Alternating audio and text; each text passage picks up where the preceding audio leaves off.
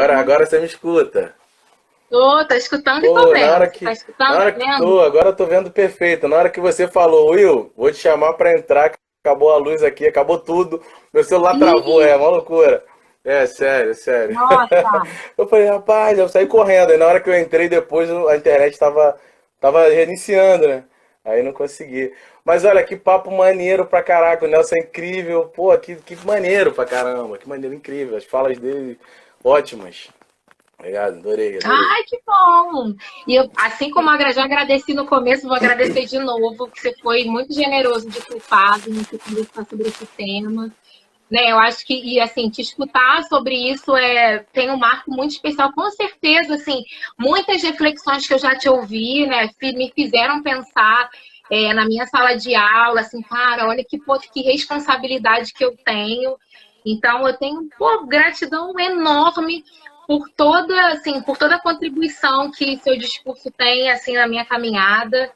E que, cara, joga isso aí para Pô, todo mundo. Eu acho que a gente tem muito que te escutar sobre, assim, claro que a gente está aqui para falar sobre isso, sobre essa sim. questão, mas eu acho que você tem uma genialidade aí muito forte em conseguir colocar no papel. Eu sei, já te falei isso, né? Tem essa coisa da transitoriedade. Você faz os assuntos se deslocarem, você tem uma potência para fazer isso. E eu acho que isso é muito incrível. Então, muito obrigada por ter topado conversar comigo, com o Nelson.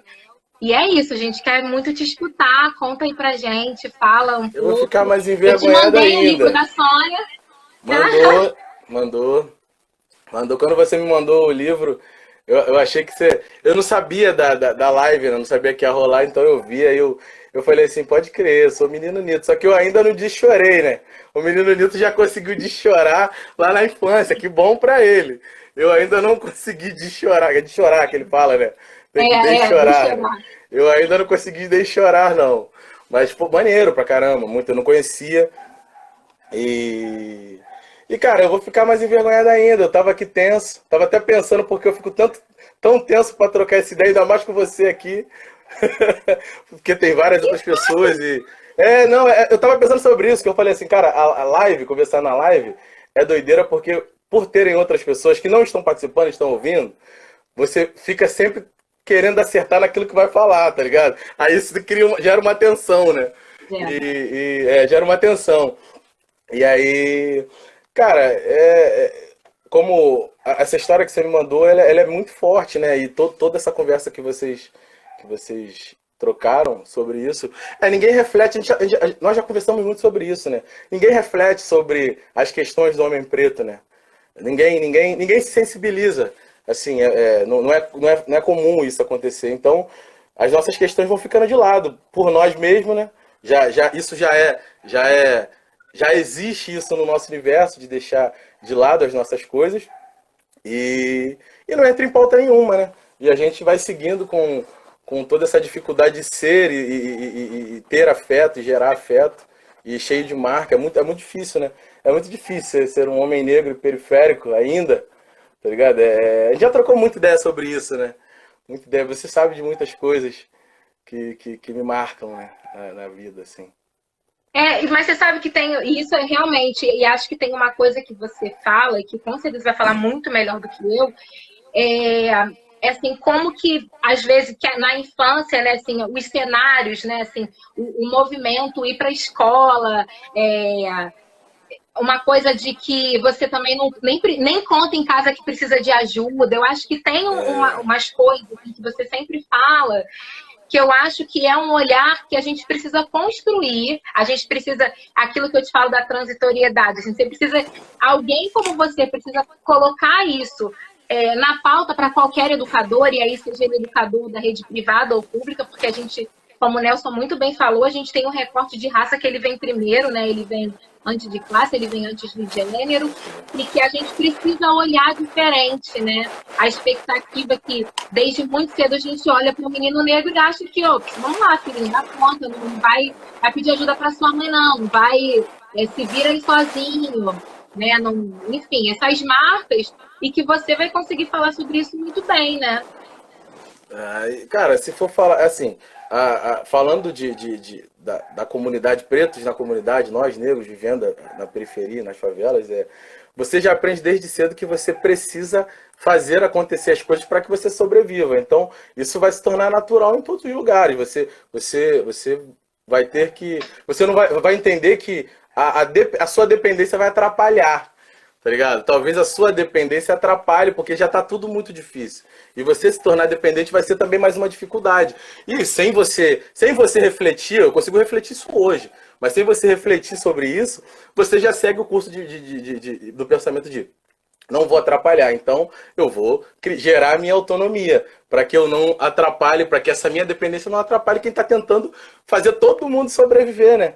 E a vida vai seguindo assim. E você vai deixando de ser criança muito rápido, você não tem infância. Eu fico muito triste às vezes quando eu vejo isso, né? Acho que a coisa que mais me entristece é a criança perder a infância. Tá ligado? Isso pra mim é horrível, tá ligado? É horrível. E isso acontece muito com crianças negras, na verdade, o tempo todo. Isso tem uma marca gigantesca que a gente vê o tempo todo aí no mundo. A dificuldade de ser preto adulto, por conta disso, a gente perde muita coisa. A gente pula muitas etapas, na verdade, tiram da gente várias etapas, né? E essa é uma, a gente tem que correr atrás da nossa autonomia, desde sempre para não atrapalhar e para sobreviver também, né? Você tem que aprender a correr, a não correr, a falar, a não falar. Você tem que aprender isso, você é obrigado a entender isso, senão você não consegue estar nesse lugar. E você tem que conseguir, não tem jeito. Não tem não conseguir estar nesse lugar. Você tem que conseguir estar nesse lugar. Então, o mais rápido você já tem que aprender. Até para que quem cuida de você tenha até mais paz. Isso vai levar mais paz a eles. Que tenham medo de... Porque, com toda certeza, quem cuida das crianças pretas na periferia, ela tem que correr atrás da sobrevivência dessa criança, tem que deixar essa criança só. Ela vai com medo total, ela vai com toda certeza, com uma dificuldade enorme. Então, até a criança já vai tendo cuidado de mostrar para quem cuida dela que ela está sabendo fazer aquilo para até dar uma calma. Isso não tinha como pensar nisso quando eu era criança. Eu consigo refletir sobre isso hoje, né? Vendo a minha vida e eu consigo pensar sobre isso. E era totalmente isso. Mesmo sem ter uma cartilha, sem a gente conversar, eu acho que a vida foi seguindo bem assim, né? Gerando autonomia para que os outros não sofressem também com a partida, porque é horrível, né? Para uma mãe ter que deixar o filho, para um pai ter que deixar o filho e ter que correr atrás do sustento dele e deixar ele, mano. Você vai deixar uma criança dentro de um lugar onde o índice de homicídios é enorme, onde não existe direito. Tá ligado? Então você como pai ou mãe ou como cuidador dessa criança, você acredita que a maior proteção dela é você e você tem que deixar ela nesse lugar, mano. Tá ligado? É pesado pra caraca. É pesadíssimo. E aí acredito que até as crianças vão tentando, tipo, mostrar que tem autonomia mesmo.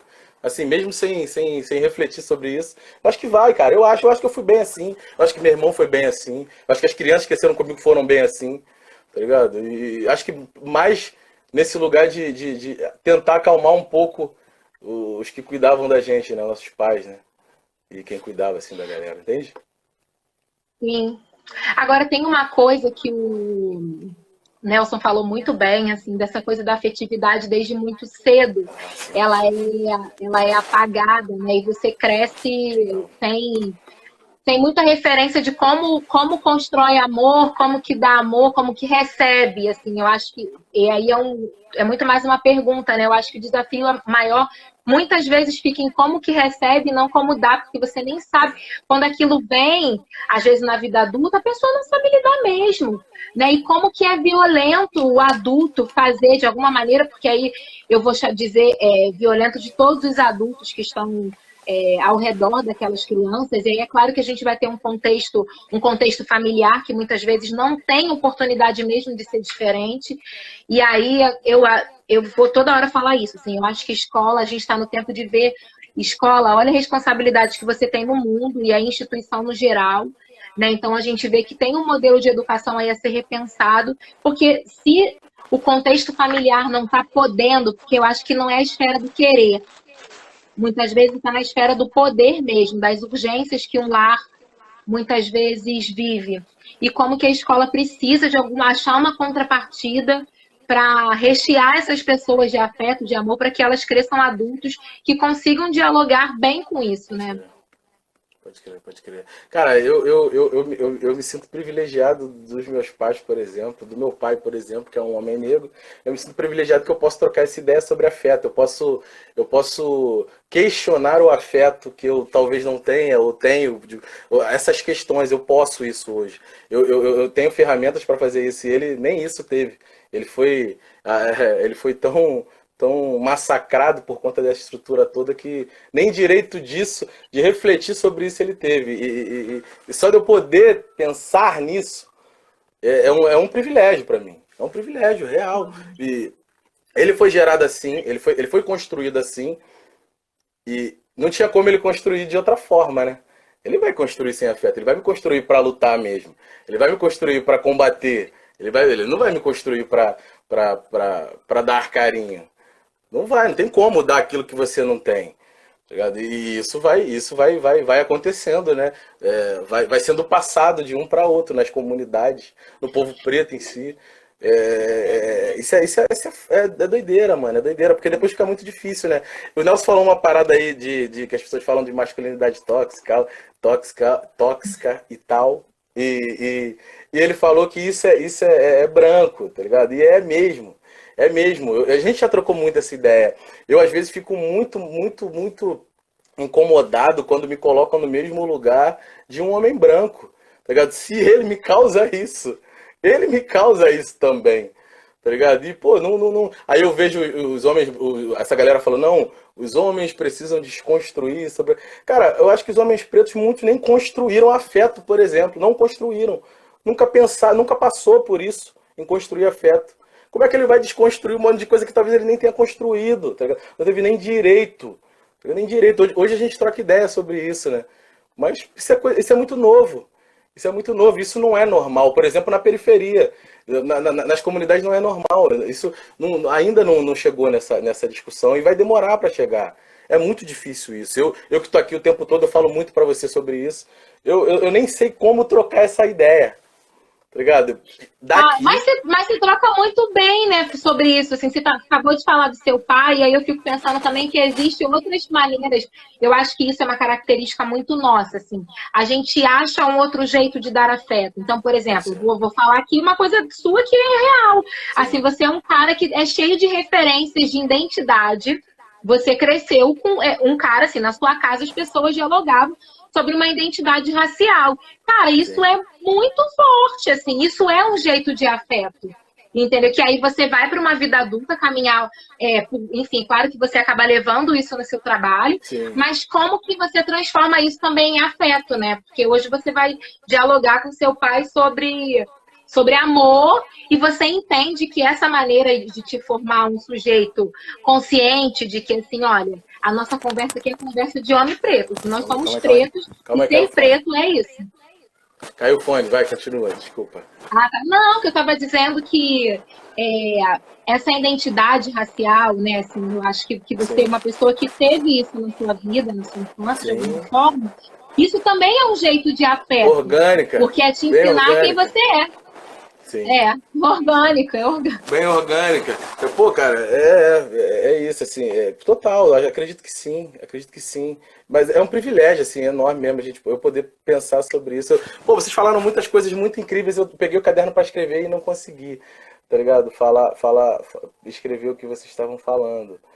Mas é muito difícil ser um homem negro, cara. É muito difícil ser um homem preto, é muito difícil. É muito difícil estar na mira de tudo. É um sentimento que eu sempre tenho. E eu acho que os meus amigos pretos, todos os meus amigos, todo mundo pensam nisso. Todos os homens pretos que eu conheço, eu acredito que tem esse sentimento de sempre estar na mira, sempre estar no alvo de alguém, de sempre ter que tomar um cuidado maior até no falar, de sempre ter que tomar um cuidado sempre em como agir em qualquer lugar. Não estou falando só na questão da opressão policial, ou não, estou falando em qualquer lugar. Eu acho que o homem preto ele está sempre num lugar muito frágil, muito fácil de ser destruído. Eu sempre tenho essa sensação. Eu não sei se os outros que estiverem aí também tem, mas eu sempre tenho. Que eu não. Talvez é melhor me calar para não sofrer algo e não ter como me defender. E eu acho que é um sentimento que eu tenho muito grande, assim. Tá ligado? Não sei se outros têm isso, mas eu sim. Não, vai falando aí que eu tô lendo aqui o comentário das pessoas para ir te perguntando. Não, é bem isso, é bem isso. E eu troco muita ideia com um amigo que ele fala bem Cara, é uma dificuldade real, né? Porque assim, os homens pretos não acessam vários lugares, né? É uma dificuldade enorme. A gente morre antes, a gente não consegue terminar várias coisas por conta disso. Acho que tudo isso dificulta em potencializar ou colocar em pauta, colocar em discussão as nossas questões, né? Porque muitos locais a gente não acessa, né? Muitos locais, assim, por conta dessa parada toda. Vai falando. Olha, tem Pra não me gente, perder aqui. Bahia! Meu Deus, meu coração nem aguenta. Casa do Mensageiro. Vou ficar, ó, emocionada. Mas eles estão Pô, falando uma você é o coisa muito sucesso, né, incrível. cara? É, uma coisa muito incrível dos meninos pequenos serem educados para brigar e que às vezes os meninos negros ainda têm isso muito forte, né? Assim, o cara tem que ser bom de briga mesmo e que inclusive Sim, é a figura que intimida, pode né? crer. Assim, como que isso é difícil? Assim, se você quiser falar sobre isso, porque isso já apareceu aqui Não, umas tem que duas ser, vezes. é o que tá perto, né, cara? Porra, dentro da favela não tem um violino pra galera tocar, mas tem uma mão pra brigar lá, pra mostrar que é forte, pra ter um prestígio. Cara, querer ter prestígio, querer ser bem visto, ou ser, sei lá, ter o ego massageado, todo mundo quer. E as pessoas pegam o que tá próximo. Quem tem recurso vai jogar golfe, vai ser o melhor no golfe. Tá ligado? Aqui na periferia tem bola, tem pipa. Tu vai querer soltar pipa melhor, você vai querer jogar bola melhor, você vai querer brigar mais. Pô, o grande marca aí da década de 80, 90 é baile de briga. Onde um monte de homens pretos iam pro baile vizinhos de muitas comunidades pra cair na mão. Tá ligado? É o que tinha perto, é o que era o máximo, era o que dava a mina, é o que o cara conseguia tirar uma onda, ser famoso. Tá ligado? Porra, imagina esse cara transformar toda essa energia em uma coisa hiperprodutiva para a sociedade, mas ele não tem direito de usar isso em outro lugar. Então ele usa bem o que faz. Tá ligado? Vários bons de briga aí tem, pra caraca, eu conheço milhões que são eternos. Tá ligado? Eu faço isso muito na minha arte, né? Você já me ouviu falar muito isso, sobre ser eterno naquilo que eu escrevo, né? Que a eternidade para mim é que as outras pessoas lembrem de você, para sempre. E eu faço muito isso na minha arte. Acho que o maior prestígio para mim vai ser isso. É escrever algo que as pessoas acessem mesmo depois de eu partir. E esses caras foram eternos aí. Acho que isso é uma busca de todo mundo, tá ligado? Não ser esquecido. E aí o cara tem a briga pra fazer, ele tem o corpo pra usar, e ele vai usar isso, tá ligado? É porque é o que tá mais próximo. Agora, que coisa incrível, né? Porque isso que você está falando de ser eterno, de ser lembrado pelo que faz, isso é tão forte para a gente. O Rodney fala muito bem sobre isso, que ele fala que isso é uma maneira de ser, de existir para o mundo, é ser ancestral. Como ele diz, ele como pai de santo, né? Assim, por exemplo, eu não vou falar disso tão bem quanto ele, com certeza. Mas ele fala que num candomblé, por exemplo, você é lembrado pelo que você fez, assim, o que você foi de exemplo, o que você deixa, e você morre e é lembrado. Então, assim, essa cultura de ir embora fisicamente e ser cultuada e seguir sendo um marco, isso é nosso. Então, tanto que eles vão saudar essa coisa, saudar aos ancestrais. Incrível. Então, ele fala muito disso, como que a gente tem na gente a nossa. Aí ele vai falar da arte. Ele fala do quanto que o samba é isso, aí você está falando de você. Sim. Exatamente, parece que vocês conversaram. Porque mas é verdade, é verdade. Isso é muito incrível, como que toda vez que a gente está, ainda mais agora que a gente está num tempo que eu sei que eu falo isso com ironia, mas entendam o lado bom do meu jeito irônico, que a gente tá tão na pauta, assim, a gente acabou ganhando um junho negro, a gente ganhou, e você tá falando, a gente fala tanto sobre isso, Eu sobre soube questões disso há pouco raciais. tempo, desse Junho Negro, eu não sabia. Soube há É, pouquíssimo tempo. como que a gente tem escutado diálogos vindo de caminhos diferentes, mas de pessoas pretas, e que a convergência está nos conceitos da ancestralidade. Então, que seja também um tempo nosso da gente ver o tamanho da força que a gente é. Porque não é possível que você aí, fazendo o seu trabalho, tendo essa perspectiva, né, como objetivo, que você fala, não, eu quero que que isso fique, que essa construção fique. Um cara que está pensando na perspectiva religiosa, né, e que não é numa ótica que é isso, a nossa ótica não é uma ótica cristã, não é uma coisa de enaltecer, de se santificar, porque ser lembrado é muito diferente de ser uma pessoa santificada. Nívia. E como que é um diálogo completamente convergente, cara. Isso é muito forte. Eu tenho escutado várias pessoas e, cara, fulano falou isso, mas falou de outro jeito. Então, como que tem algumas coisas que a gente só... Ou é porque vem na memória do povo, só pode ser. É a única explicação que eu tenho. Mas que isso é muito incrível. Também. Eu te cortei, desculpa, mas é porque eu fiquei... Não, é isso mesmo, não, eu falei... A Nívia comentou. Não, eu acho isso mesmo. Eu ouvi uma pessoa falando sobre isso. Você fala muito bem sobre isso, sobre ancestralidade, sobre memória do corpo preto.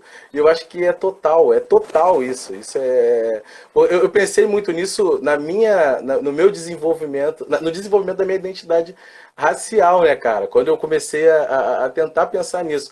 Você não vai para fora para buscar porque você não tem referências fora. Assim, de primeira, você não sabe o que buscar. E você vai para dentro, você vai para se conhecer, né? Você vai, então, ir para dentro é totalmente a memória que nossos corpos já vem da ancestralidade, isso é muito forte. Eu só parei para olhar sobre isso e refletir sobre isso depois que eu vi isso, que nossos corpos pretos têm memória, isso é muito incrível, tá ligado? Porque eu vi isso em mim, tá ligado? É muito forte isso, muito forte. Cara, vocês falaram uma parada, eu tô lembrando aqui o que vocês falaram, acho que foi o Nelson que falou sobre cantar meninas de 6 anos e tal, com cabelo, isso é muito forte. Isso é uma das coisas que eu uso muito quando eu penso em crianças periféricas, tá ligado? Uma das coisas que eu uso muito. A imagem, tá ligado? Eu sempre faço questão de pessoas parecidas com elas, que estão em outros lugares dela, tenha acesso a essas crianças para que elas olhem para essa pessoa que é idêntica a ela, está num lugar que talvez ela pudesse achar que seria impossível ela chegar e ela olhar e pensar assim, cara, eu posso chegar lá porque essa pessoa que disse tá comigo, ela tá nesse lugar, né? E disso eu falo muito quando eu me apresento como artista. Eu estava conversando com um amigo negro em outra live, o Felipe, e eu falei pra ele falou, ele tá falando assim, pô, cara, eu ainda tenho dificuldade de me não isso. Você tem que fazer isso porque a gente não é chamado a ser artista do lugar que a gente Eu não vim como artista, ninguém se apresentou pra mim como artista. Eu, por conta da vida, fui me tornar artista. E você tá travando, eu não sei se tá travando pra todo mundo ou se é pra mim. Pra mim não tá, pra mim tá normal. Não, então segue. Para mim tá super travado, inclusive seu rosto tá desfocado. Mas se tiver, mas eu acho que tá ok para as pessoas, porque não tem ninguém falando nada. Dá um retorno aí, senão eu mudo a internet aqui. Né? Se alguém puder falar alguma coisa. Tá meio tenso, tá ligado? É meio estranho. Não, estão dizendo que tá travando sim. Estão dizendo que tá travando sim. Travou. Calma aí. Deixa eu mudar a internet.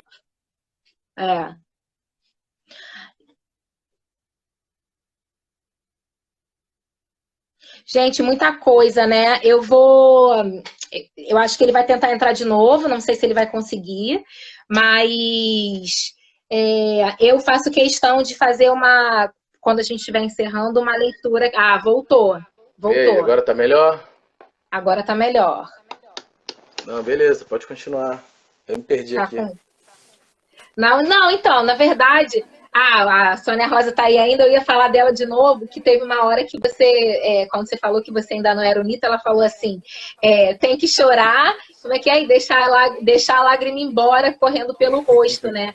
Desse exercício muito forte que a gente precisa investir das demonstrações de afeto na infância. E aí na verdade, você não estava falando sobre isso, eu que estou voltando nesse assunto. Que eu acho que também tem uma coisa que você fala, que eu queria que você contasse um pouco, que é de como que em dado momento a escola também não te deu isso, né? A escola não te deu isso. E aí você, quase que adolescente, e aí eu tô falando do afeto, que alguém que enxergou que você tinha uma questão na composição, porque isso é Pode afeto, crer. né? Quando um professor conseguiu olhar uma questão ali sua e conseguiu te fazer deslanchar, te fazer ser possível.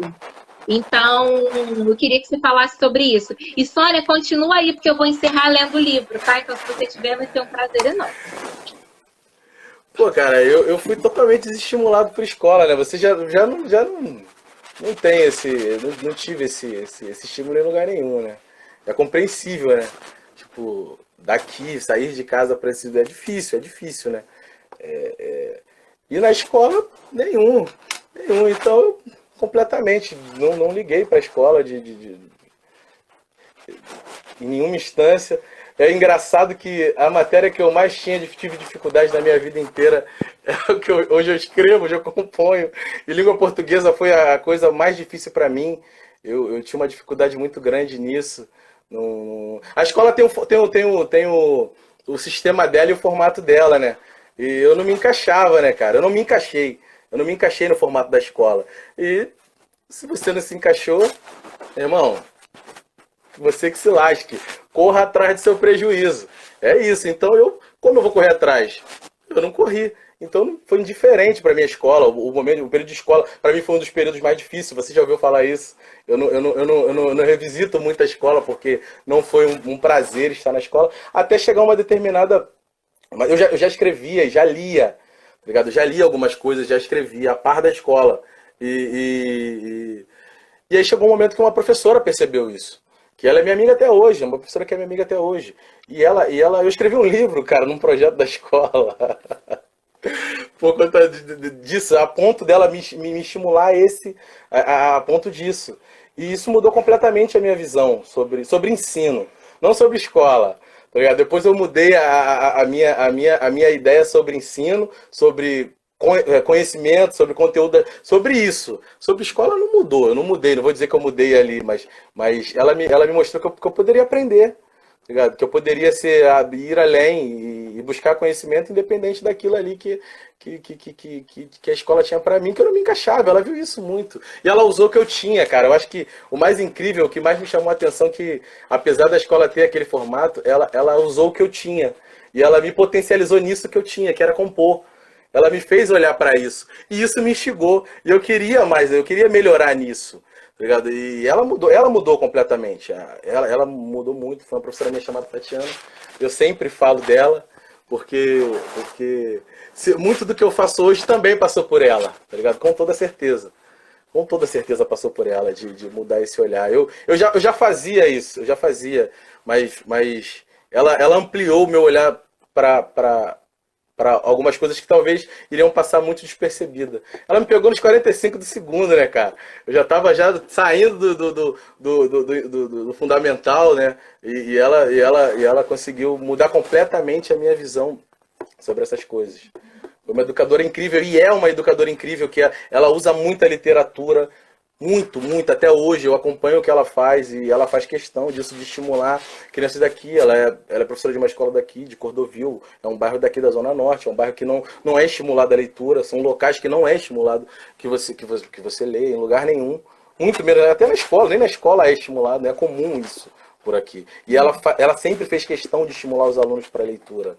Tá ligado? Eu acho que é muito de você entender que o conhecimento tá aí, né? Você, apesar do sistema ser de um jeito e você não se enquadrar, você não vai ficar sem aprender por conta disso, né? E ela abriu os olhos mesmo, incrível. Que foi importante, então, isso é muito bom a gente ouvir relatos assim, porque tem uma coisa da gente pensar o impacto, assim, aí eu tô falando da gente, educador, né, que tá ali em sala de aula, como que o seu olhar atento, ele pode ser transformador, ele pode né, ainda mais quando a gente tem aí uma escola, que eu sempre falo isso, que ela não é planejada pra gente, né, ela não foi criada pra gente. Então, é isso. Aqui a Sônia Rosa está falando, ela merece ser referenciada sempre. É isso, com certeza. Muito forte, mesmo. É muito importante, é muito importante. Mesmo. Que bom, que bom. Nossa, é muito bom. A gente está de novo com pouco tempo, mas eu queria agradecer de novo, e acho que tem muita coisa ainda que você não contou, que tem aí para contar sobre isso, né? Eu acho que tem uma outra coisa que você diz, não sei se a gente ainda tem tanto tempo para trocar, mas que é esse Eu acho que você lugar fala de... melhor, você fala bem melhor. Você fala bem melhor, eu nem lembrava dessas coisas aí. Ah, mas é você, Foi você tem que mal, falar, é foi mal. você. Ó, estão pedindo para falar o nome da Tatiana professora. Del Rio. Tatiana Del Tatiana. Rio. Aí vamos Incrível, diferenciar essa professora incrível. com certeza. E não só para mim, para a geração que a minha geração que passou por ela é uma referência, tá ligado? Ela é uma referência. Ah, tá aqui, ó, já falaram.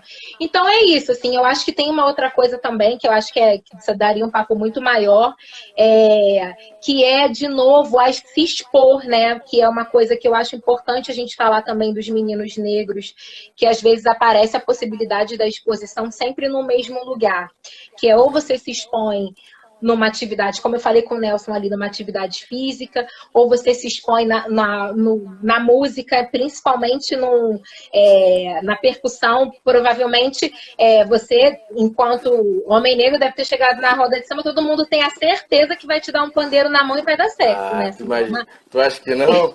Com as certeza. pessoas acham, as pessoas elas já leem esse código, né? Então é como. E As aí eu pessoas acho acham que que isso é eu uma coisa. danço, pô. Eu não sei dançar, tá ligado?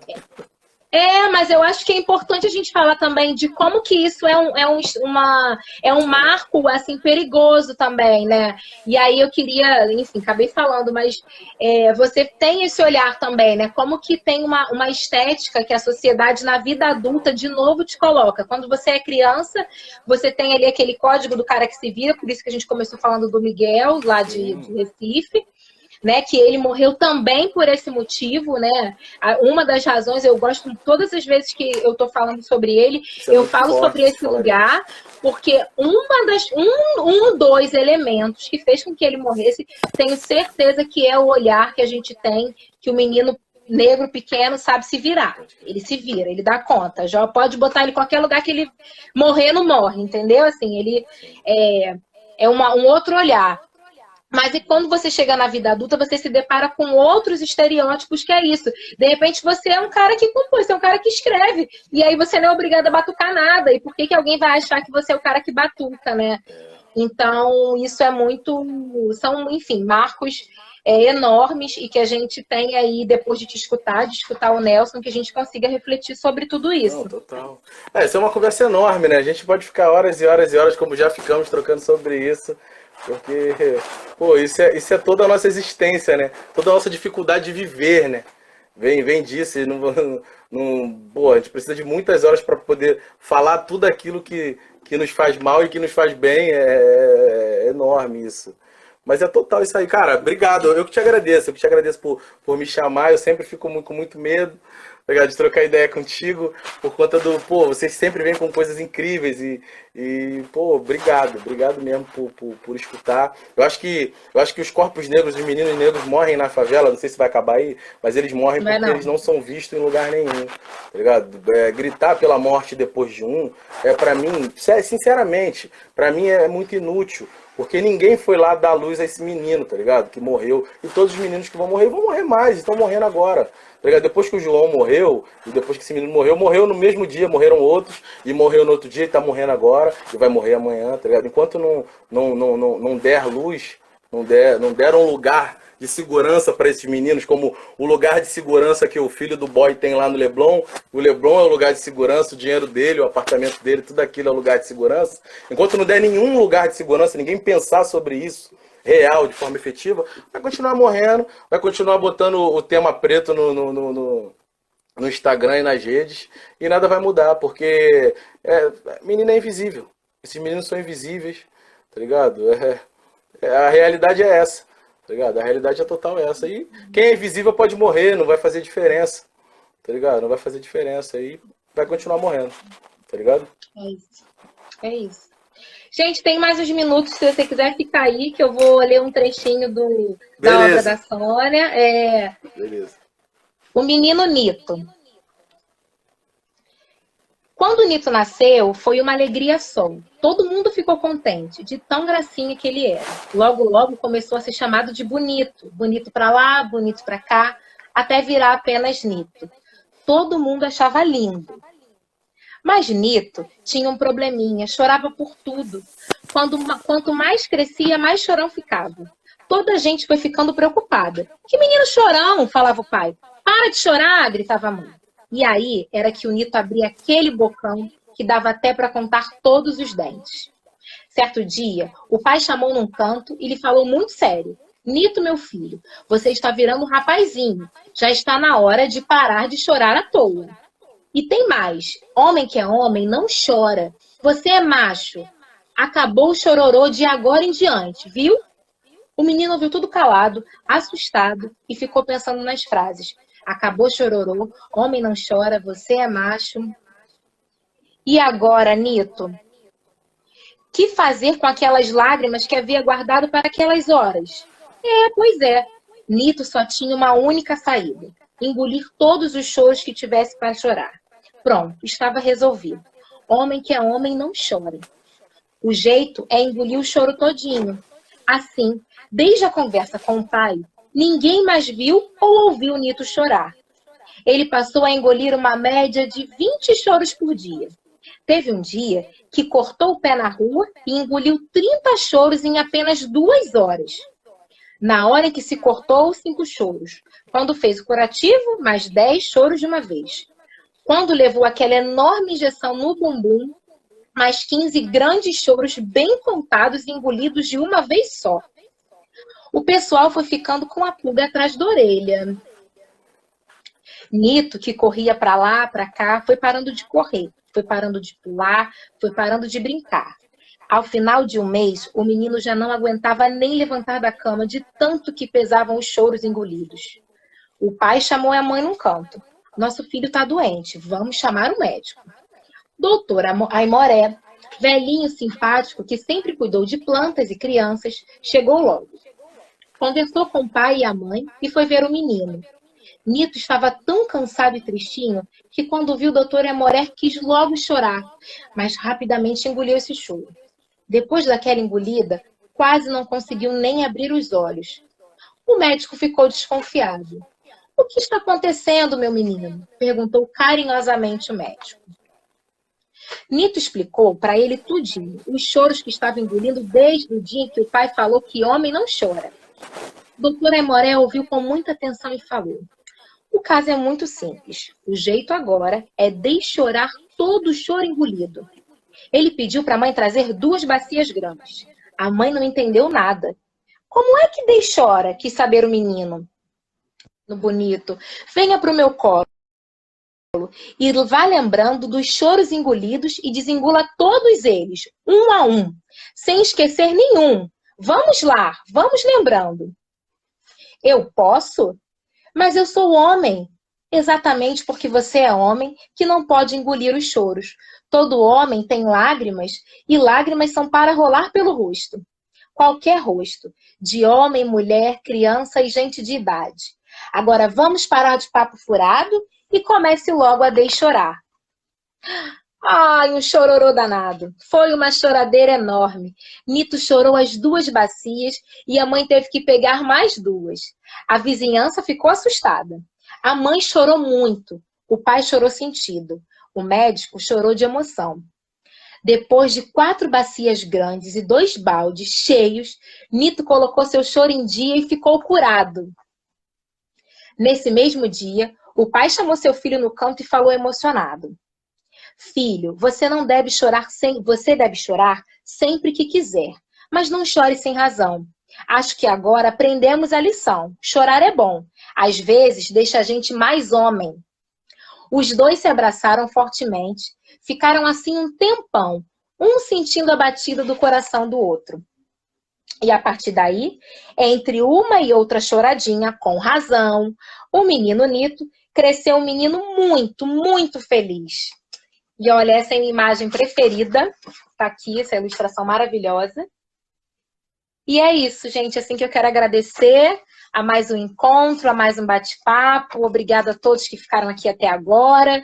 né? Então é isso, continuem por aqui, a gente vai dialogar mais e mais e mais sobre educação antirracista. A próxima pessoa que vai estar aqui é a Nívia Luz, é a Maria Lorixá, de Salvador, uma mulher incrível, incrível, que vai falar da gente, da potência do saber do terreiro na nossa vida, para além da escola.